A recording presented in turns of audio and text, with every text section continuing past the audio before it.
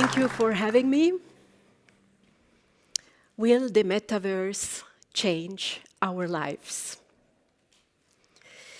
I'm an artist. I work with fire, with pigments, with wood, well, just with real materials, physical materials. No computer, no bits, no bytes. And I heard about the metaverse, so I said, I would like to put my artwork into the metaverse. So I was in search of the metaverse, and I was not sure where to find it. Let's ask great-grandma, because the metaverse does not exist yet. There are a lot of different metaverse-like platforms.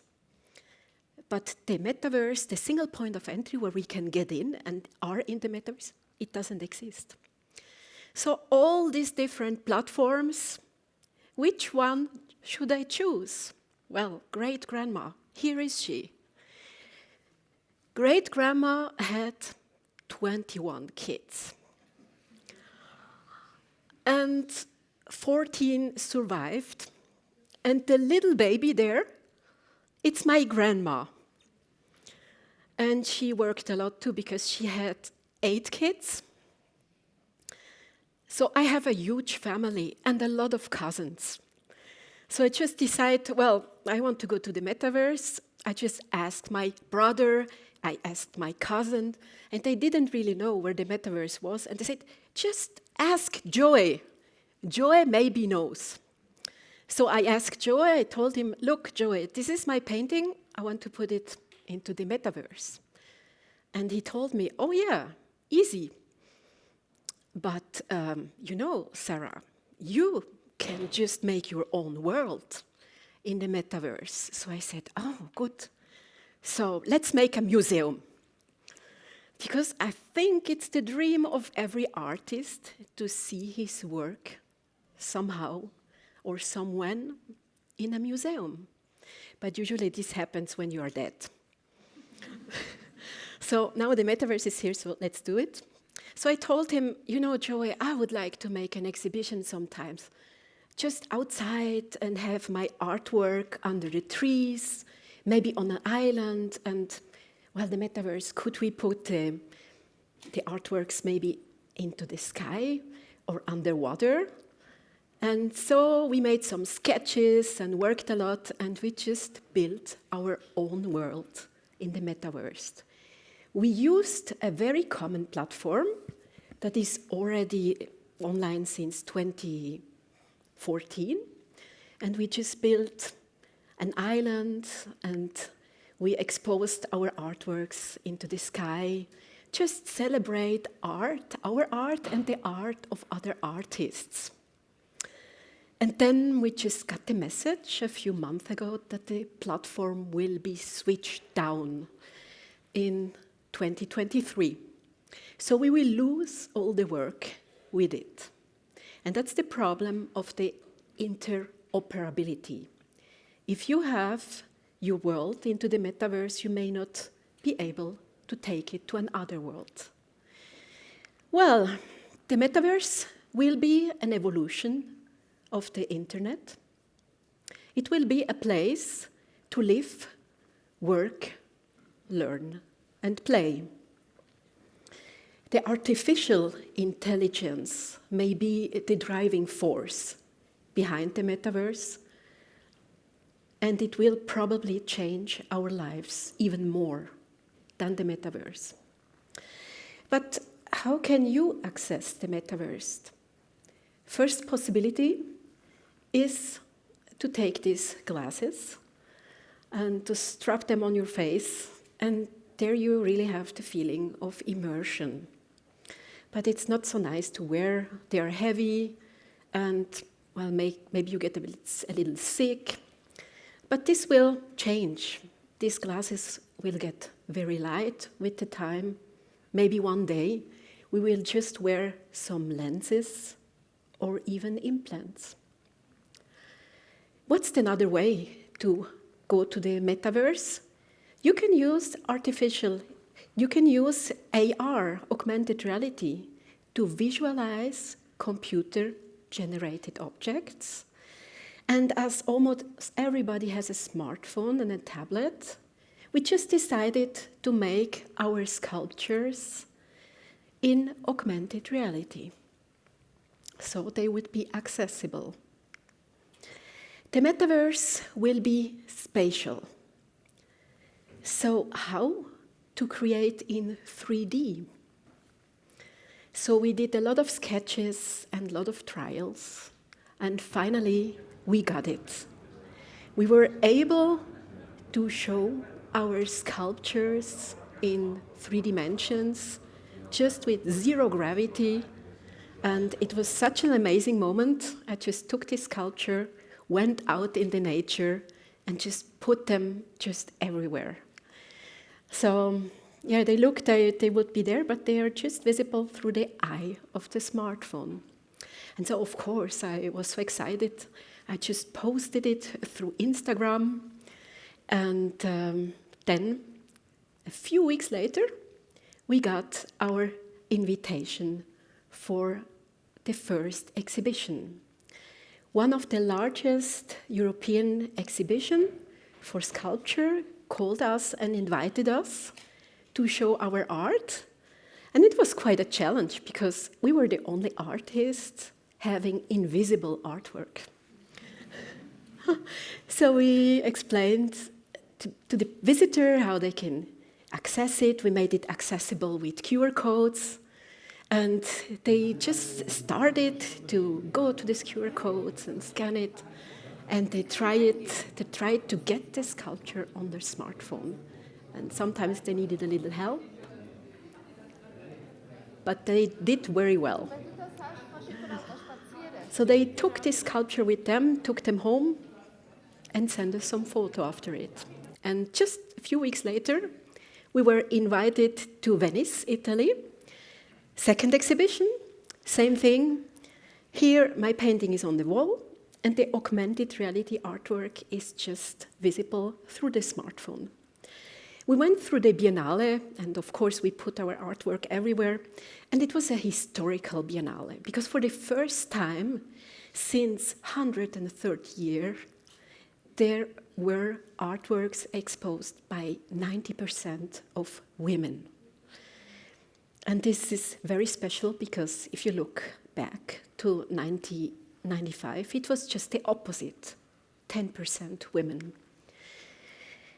We got invited to Zurich, next exhibition, and we were just on our road to Miami, then to Los Angeles, and we'll be in New York.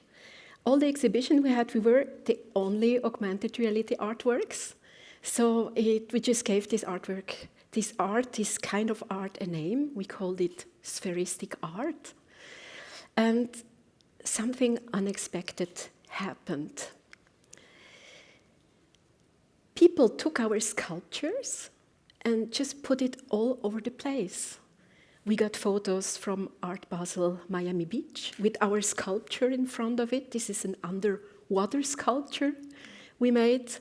We got inside of art shows here at Kröller-Müller Museum, even in Amsterdam, in Moko Museum, and in the Museum of the Future in Dubai. So we did it in museum, even we are still alive.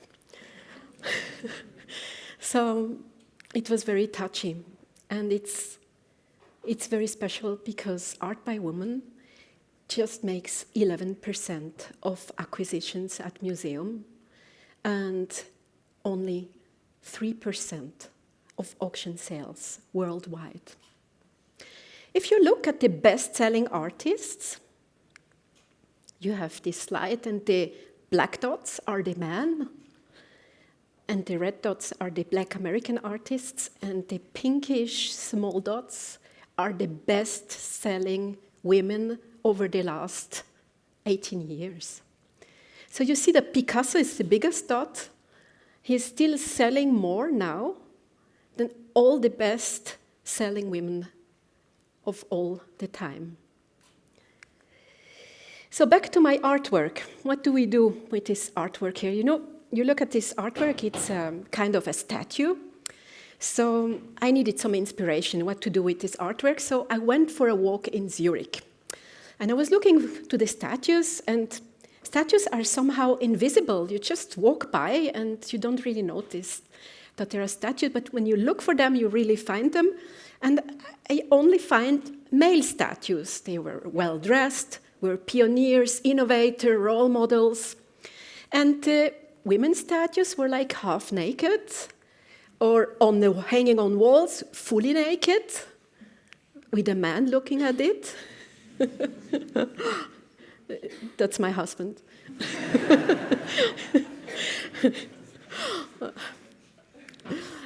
They're in parks, they're in fountains, just all over the place. So I just think you have to be naked to be shown in a public space in Zurich. It's not a problem to be naked because they're really nice statues. It's not that's the problem. The problem is that these are all artworks made by men. The women just has been forgotten.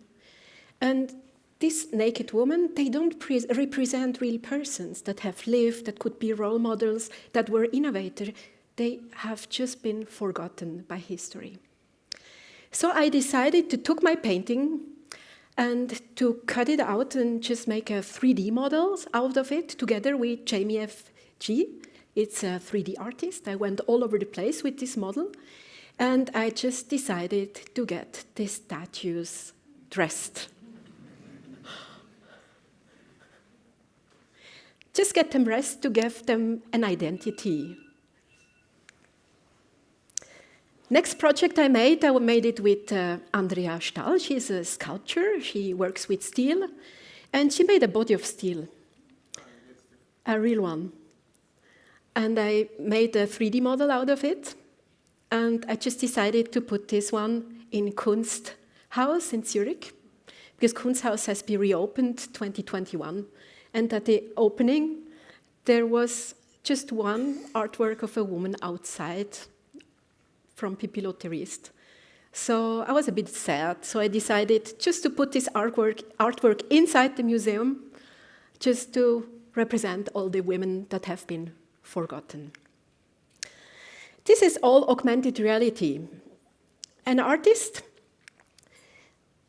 let us show how it could be when we are in a bus in the future and we just experiment augmented reality. This could be not so fun in future. Not so fun is the addiction we can have to these tools, the biometrical tracking, the manipulation. If you don't pay in the internet or in the metaverse, you are the product. Your data are the product. The embodied harassment, and of course, kids in the metaverse made for adults. Data protection. But the metaverse will be social, and this is probably the biggest potential. As our museum will be shut down shortly, we just built a new gallery. And this gallery is an open space, and you can just access it with your smartphone, your tablet. And we just exposed all the artwork we made through the year in this gallery. And it's connected by QR codes too, so you can go inside and scan the QR code and even take the artworks out of the gallery and take it with you, just place it anywhere you want. And when the gallery is full, it's just looking like this. We don't have this gravity feeling, so you can fly around if you want. And, well, I'm just in my gallery sometimes in the evening and so on, I'm just listening if somebody's coming. And when somebody comes, I just get in touch with them and just ask them where they are from, what they are doing. Sometimes they don't know how to move, so I show them how to, to move around.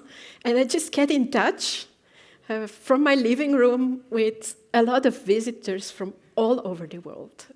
So it's really crazy. I just visit an exhibition, my own art exhibition, with other people I will probably never meet. Will the metaverse change our lives? It definitely changed my life as an artist. It will change the way we live, we learn, we work, and play. Thank you very much.